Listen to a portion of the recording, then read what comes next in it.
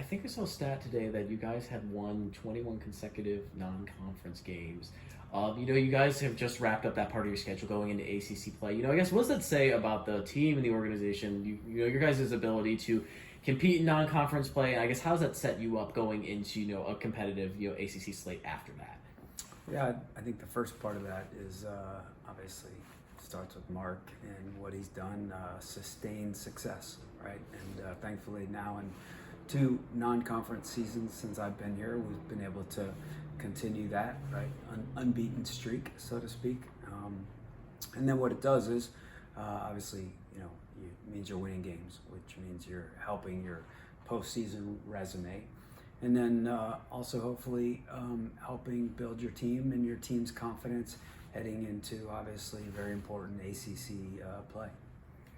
Now that you're 5 games in, what do you know about the girls that maybe you didn't going into game 1, and how do you feel about where you are as a team?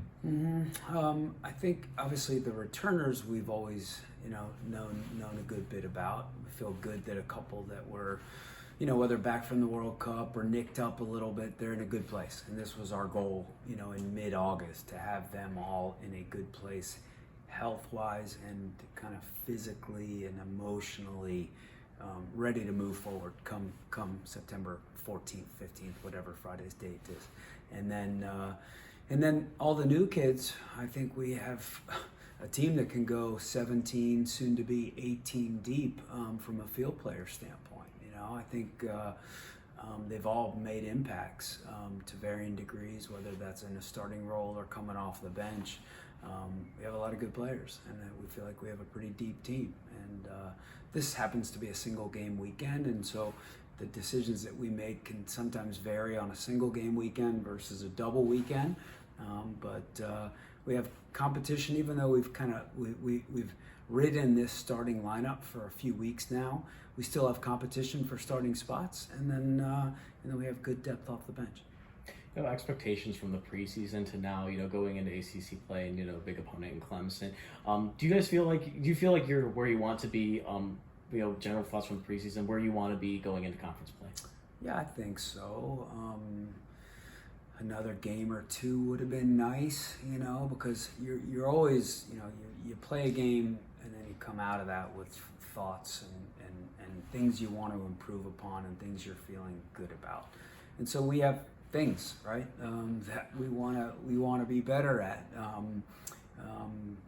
But at the same time, we're playing ACC play, then we get into ACC tournament play, then we get into NCAA tournament. And so the end goal is always December. And so we've got to continuously, move forward and feel like we're moving forward. And I think our team feels that way. We had a great video session we came back on Monday, I believe, after the Florida game. And you have older players chiming in and talking about the next phase in the ACC play and some of the things where we need to improve as a team as we get into these ACC games. And it's one thing, it's great, they need to hear from coaches and they listen to coaches, but when it's peers to peers and older players who have been through it, talking to the younger players or new players about the areas that we need to get better in come ACC play, it's all a big deal, and that really resonates with everyone.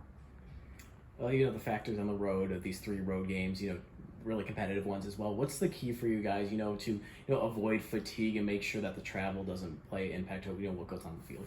Yeah, I mean, our athletic trainer in Alora Sullivan and Elisa Angelis are who's an assistant AD and head of sports performance for our team.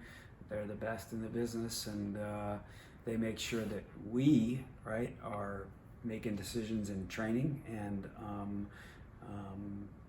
on off days, right, that benefit our players and leave them as fresh as can be on game days. So thankfully to our administration, right, we're able to charter, so we'll be chartering to Clemson, and then we'll be chartering up to Syracuse and then on to Carolina and then back home again. And those are big deals, right? Cut a lot of time out, whether it's time in airports, transferring planes, right? All those things. So that'll help a lot, and then we'll just manage also time on the field, right? It's still hot. We're still in Tallahassee. Today's going to be a hot session, and we got to be smart about it. And so we're constantly talking about how do we manage our players, protect our players so that we can find that sweet spot between they're ready to be flying and not overtrained, but trained enough to where their fitness level's at a good spot. Can you give us a little scouting report on Clemson, what we can expect? Yeah, they're a good team.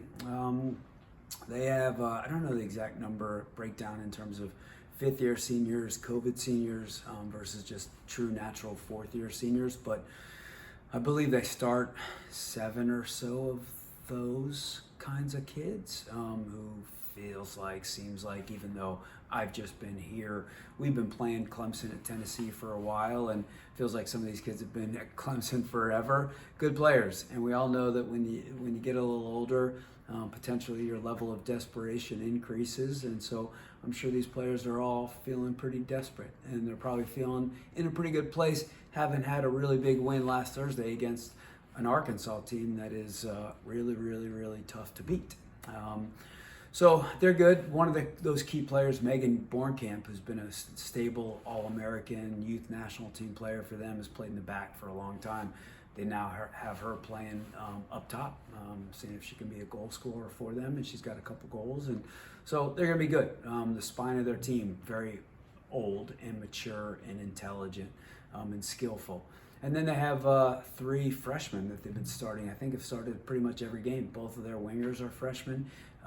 Crafty, athletic, fast, quick, and then a left back who's also a freshman who started every game. So they have a real great kind of mix and balance. And I told Eddie that last week as they were preparing for their SEC weekend, that they have a great team, and it's a real nice mix between veteran talent and then younger players.